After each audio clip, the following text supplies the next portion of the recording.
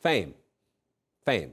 Donald Trump says his thirst for fame motivated his run for president. That's according to a new excerpt published in The Atlantic today from the forthcoming Maggie Haberman book, Confidence Man.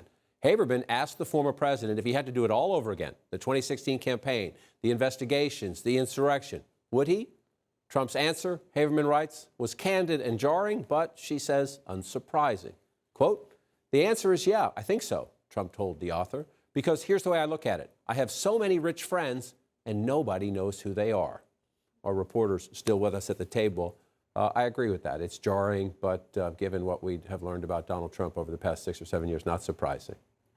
But it's still a really important revelation. And as I think about this, I think the opportunity in this book and this incredible work of reporting is to really illuminate for people who are still supporters of the president or people who support the principles that they think that he's championing and are trying to figure out what they want to do in 2024.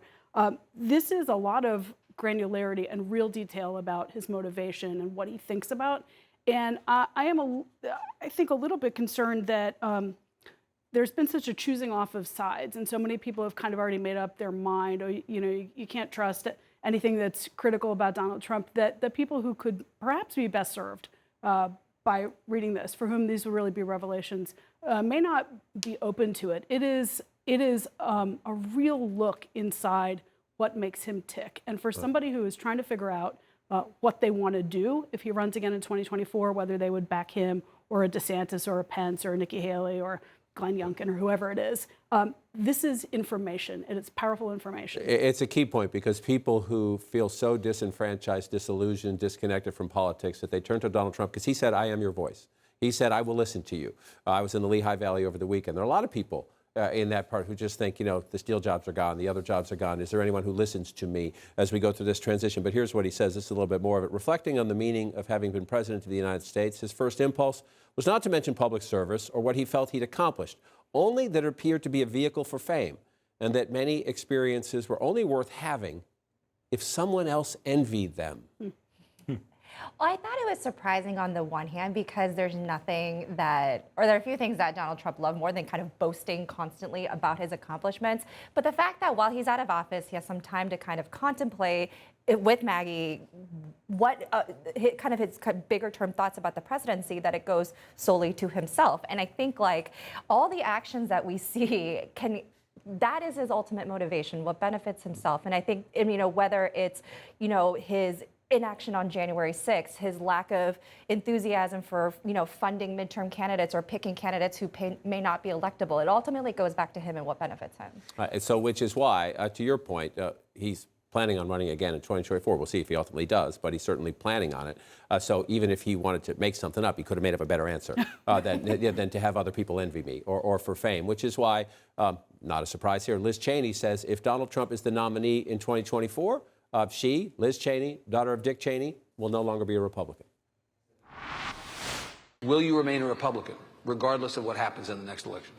I'm going to make sure Donald Trump, I'm going to do everything I can to make sure he's not the nominee.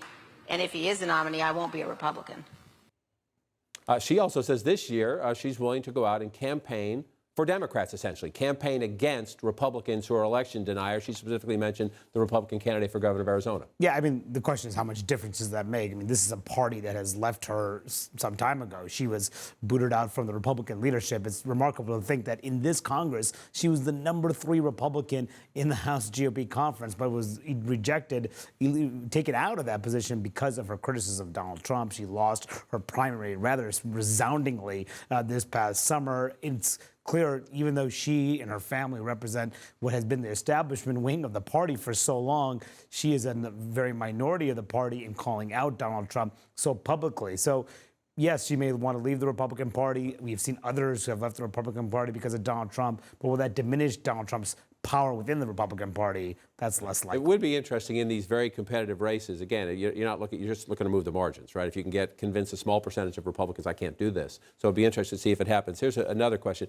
Nancy Mace, the freshman Republican for Congress from South Carolina, who came to Congress actually modeling herself a lot after Liz Cheney, viewed Liz Cheney as a bit of a role model, says this is not her opinion, but when she meets with her fellow House Republicans, they say that if they win the majority, one of their goals come January will be to impeach Joe Biden. You expect an impeachment vote against President Biden if Republicans take over the House?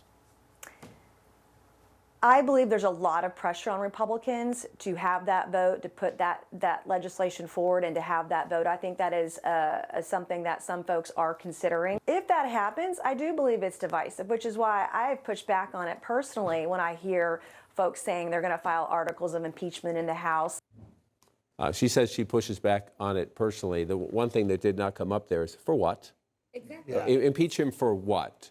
Yeah, Wearing Ray-Bans in the dark, supposed to be being Hunter's dad? High crimes and- It should be high crimes and misdemeanors, which is an enormously high threshold, and only 3 presidents in American history have been impeached. But you're seeing this in the aftermath of Donald Trump, this being used as a weapon by the majority party. And Kevin McCarthy is already going to be under a lot of pressure, assuming he is Speaker, to mount those impeachment investigations. There have already been 9 impeachment resolutions introduced in the House Republican conference so far. And will he have to do that? Will he have to make promises to go forward or keep that open in order to get the votes to become Speaker? Those are questions. Again, talking about the margins, you don't need much in a very close race. Does that help or hurt Republicans? The idea out there that they're talking about impeaching Joe Biden. Again, you can be angry at inflation. You don't have to like the Democratic spending, but those aren't impeachable offenses. What? For what?